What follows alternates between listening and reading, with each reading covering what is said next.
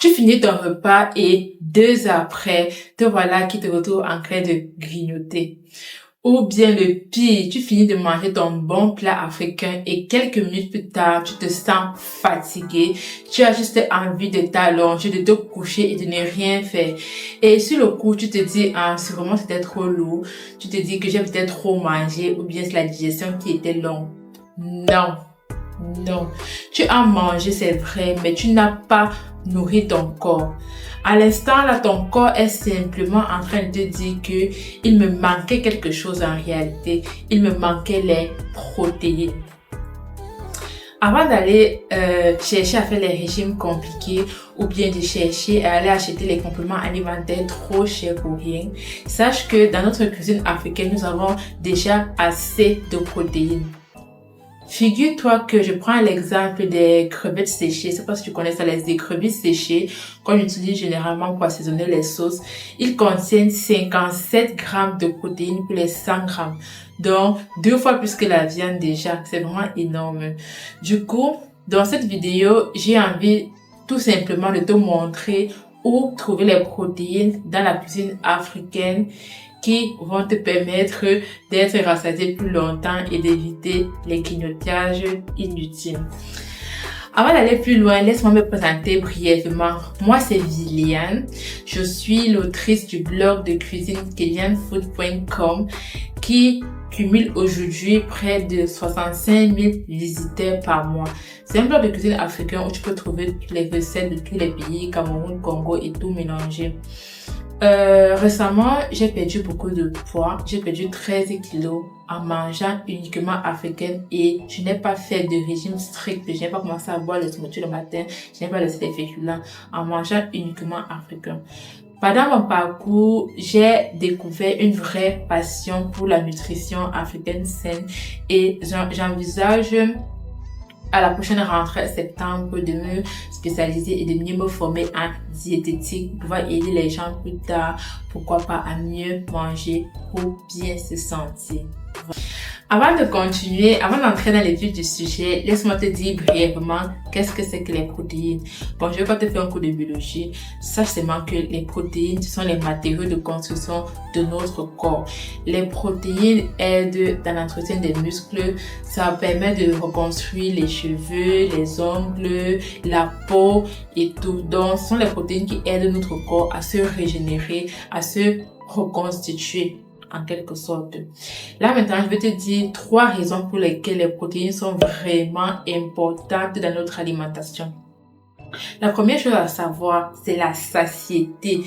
Les protéines aident à rester rassasié plus longtemps parce que plus tu manges de protéines, bon pas plus, quand tu manges assez de protéines, parce qu'il faut aussi abuser. Bref, quand tu manges assez de protéines que ton corps a besoin, ta digestion se fait pendant un plus long temps. Besoin de plus de temps pour digérer. Ce qui fait que les grignotages qui viennent souvent après 2 heures après avoir mangé, tout ça, ça disparaît en fait. Les protéines aident aussi à avoir beaucoup plus d'énergie. Ça aide à maintenir ton énergie de manière stable en réalité. Parce que figure-toi que quand tu manges et que dans ton plat, tu avais peut-être moins de protéines et beaucoup plus de glucides, ton taux de sucre dans ton sang va augmenter rapidement et c'est comme ça que la chute là va venir avec la fatigue et les grignotages et beaucoup d'autres choses.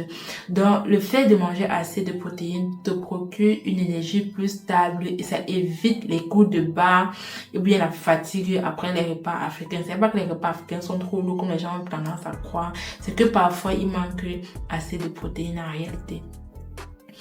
Et les protéines, manger aussi assez de protéines est très important dans le cas d'une perte de poids. Je m'explique. Quand tu manges assez de protéines, ton corps ne stocke pas les protéines comme les graisses.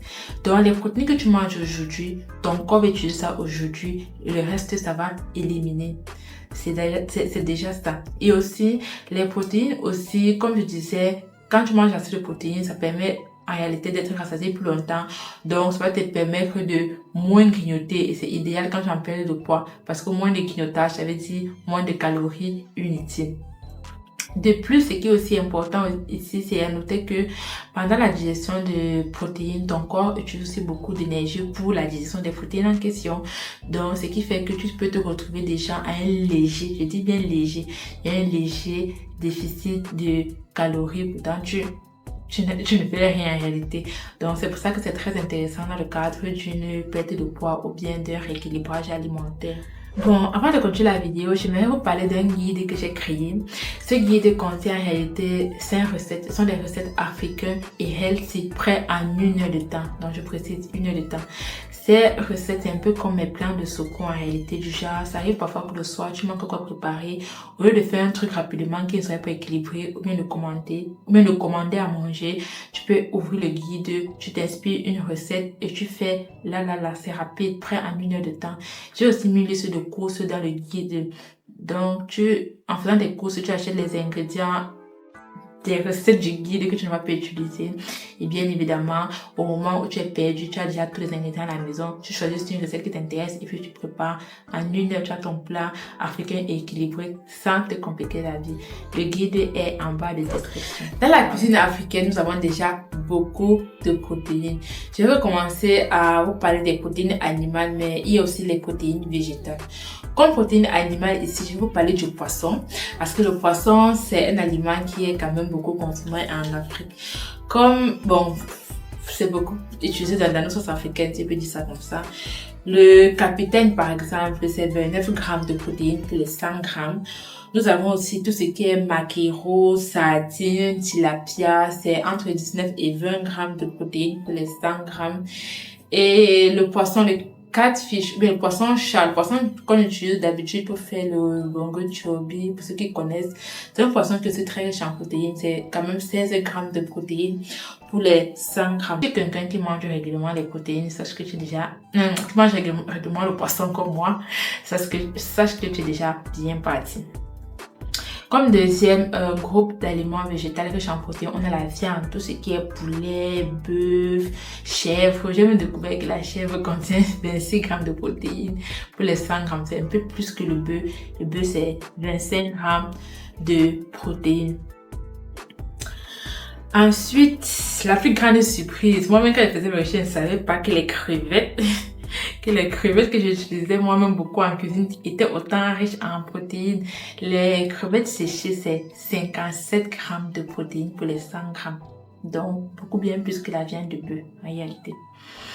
Voilà, on va terminer avec les œufs. Je ne vais pas parler de protéines animales, je ne parle pas des œufs. Les œufs, c'est la protéine la plus complète qui existe parce qu'à l'intérieur des œufs, on a tous les acides aminés dont le corps a besoin. Donc, quand tu manges les œufs, c'est bon.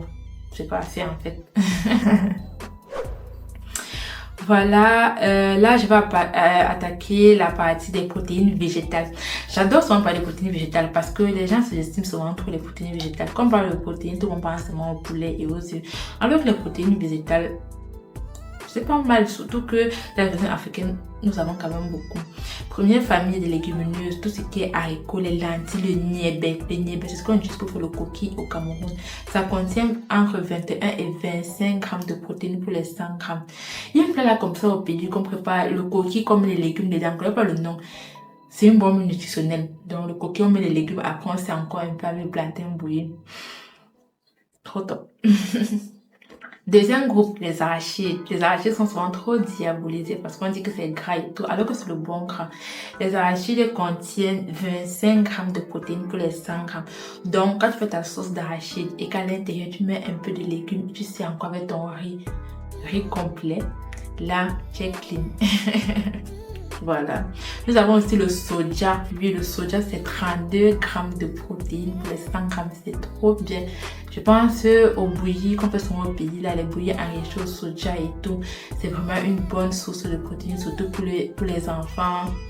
Dans le cadre de diversification alimentaire. Et le montage, il y a quelques heures maintenant. C'est pour ça qu'il fait un peu nuit. Mais je me suis rendu compte que j'ai oublié de mentionner un truc par rapport aux protéines. C'est une anecdote que je voulais partager avec vous. Pendant la diversification alimentaire de mon fils, je me rappelle très bien. Je pensais que je faisais tout bien. Je donnais les légumes, je donnais des fruits, je faisais les compotes, j'inventais même les recettes avec le plantain, le manioc, bref, j'ai vraiment intégré beaucoup d'aliments dès son plus bas âge et tout, et je pensais que je faisais vraiment tout bien. Jusqu'à ce qu'un jour, je sais pas quel examen on devait faire, on l'a fait une prise de sang, il avait déjà peut-être 10 mois par là, et j'avais allaité jusqu'à 12 mois, j'avais allaité jusqu'à un an complet. Il avait 10 mois par là, on fait l'examen de sang et sa pédiatre me dit que il faut que je fasse attention parce que il est en manque de protéines. Elle m'a dit carrément que ses réserves de protéines sont tellement faibles et que si je continue à l'alimenter comme ça peut devenir autre chose. Ça m'a choquée parce que c'est pas comme si je donnais pas le poulet. Je donnais le poulet, je donnais le poisson, mais apparemment la quantité n'était vraiment pas suffisante et tout. Donc elle m'avait encore bien expliqué le rôle des protéines, pourquoi c'est important aussi même pour les bébés et tout et tout. Je me rappelle bien, c'est là quand je suis rentrée, j'ai commencé un peu à faire les recherches que les protéines c'est quoi, quelle quantité un bébé doit avoir et tout et tout. Donc tout ça pour dire que les protéines sont importantes pour nous les adultes, c'est vrai, mais même aussi pour les enfants parce que ça contribue vraiment à la construction et à la régénération des cellules et tout. Donc j'étais franchement choquée. C'est ça que je voulais partager avant de continuer. Donc ça va, je continue avec le montage. Ensuite, nous avons le néré. Je sais pas si tu connais le néré. C'est une épice fermentée qu'on utilise beaucoup plus en Afrique de l'Ouest. On appelle ça aussi le sumbala. C'est très riche en protéines. Moi, je ne savais pas. 32 grammes de protéines pour les 100 grammes. Donc, c'est une épice qu'on utilise d'habitude pour rehausser le goût des plats. Je pense que moi, il faut que je commence à utiliser ça désormais. Nous avons aussi les graines de courge, de pistache. Je ne savais pas que le pistache avait les protéines, mais oui, dans le pistache, on a 20% de protéines et 50% de lipides. Comme quoi, la cuisine africaine est vraiment pas mal en termes de protéines végétales, je trouve. Enfin, j'aimerais terminer avec cette petite rubrique. Ce ne sont pas les protéines animales, ce ne sont pas les protéines végétales, mais j'aimerais quand même mettre ça en avant parce que ce sont les aliments qu'on oublie alors que c'est très intéressant. Je pense aux feuilles de baobab. Les feuilles de baobab séchées. Quand je faisais mes recherches, j'ai découvert que c'était 13,7 grammes de protéines pour les 100 grammes. Personnellement, je n'ai pas encore goûté ça, mais je pense qu'en Côte d'Ivoire, ils utilisent ça pour faire les sauces comme pour épaissir les sauces, ils appellent ça l'alo, si je ne me trompe pas. Donc, je vais mettre une recherche que j'ai faite là en commentaire. Oui, les feuilles de baobab. Nous avons aussi les feuilles de manioc. Moi, je ne savais pas que les feuilles de manioc, parce que quand on parle aux feuilles, on regarde plus le côté vitamine A, vitamine C et tout et tout. Mais les feuilles de manioc sont aussi riches en protéines. C'est 7,9 grammes de protéines pour les 100 grammes. Donc, pour un légume, c'est vraiment pas mal. Je pense au pays, on utilise les feuilles de manioc pour faire le nkwem. Et au Congo, ils mangent beaucoup ça. Il est plat, le saka saka, voilà. Ils mangent beaucoup les feuilles de manioc au Congo aussi. Et on a le sorgho. Le sorgho, c'est une céréale, donc c'est normalement classé comme les glucides, mais le profil nutritionnel du sorgho est très intéressant. Ça contient 11 grammes de protéines pour les 100 grammes. Pour une céréale, c'est vraiment énorme. Donc, du coup, j'imagine un plat où on sert le sorgho là, en graines, avec les haricots et tout. Ça peut faire une combinaison vraiment intéressante en réalité. Voilà, j'arrive déjà à la fin de ma vidéo. Je n'ai pas envie d'être trop longue. Donc, je vais te dire 3 choses que tu devrais retenir de cette vidéo. Premièrement, les protéines sont importantes. Pourquoi? Parce que ça aide à être rassasié plus longtemps. Et c'est très important parce que ça va t'éviter les grignotages inutiles et tout et tout. Donc, les protéines aident à être rassasié longtemps. Les protéines aident à avoir une énergie stable. Pas que tu finis de manger, après tu es fatigué, après tu te plains, tu dis que la nourriture africaine est trop lourde et tout et tout. Énergie stable pendant la journée. Et c'est pour ça que c'est important de manger les protéines dès le matin. Parce que le matin, tu as besoin d'énergie pour démarrer ta journée en fait. Donc, même pas seulement le matin, à tous les repas. J'insiste seulement le matin parce que les gens le matin, il y a des gens qui ne mangent pas le matin et tout et tout. Bref, ça serait le sujet d'une autre vidéo. Donc, les protéines sont importantes matin, midi, soir. Bref, à chaque de tes repas, si tu manges 2 fois, mange les protéines les 2 fois et tout et tout. Voilà, je pense que j'ai tout dit. N'hésitez surtout pas à visiter mon blog. J'ai aussi écrit un article complet sur les protéines africaines. Là-bas, j'ai mis les sources. Si tu aimerais avoir plus de chiffres et aller dans plus de détails. Dans le blog, il y a aussi une rubrique épicerie africaine. Je commercialise nos super aliments comme le baobab, le moringa. J'ai aussi un peu de farine de sorgho parce que récemment, j'ai découvert, comme le sorgho est riche en protéines, j'ai commencé à intégrer ça dans mon alimentation. Donc, j'ai la farine de sorgho aussi. J'ai aussi les graines de sorgho, mais je vends pas encore les graines de sorgho, je vends seulement la farine. Je vends la farine de sorgho, je vends le baobab, je vends le moringa, je vends la poudre de taille, je vends aussi la poudre de souchet. Donc, n'hésite surtout pas à faire un tour dans la boutique en ligne.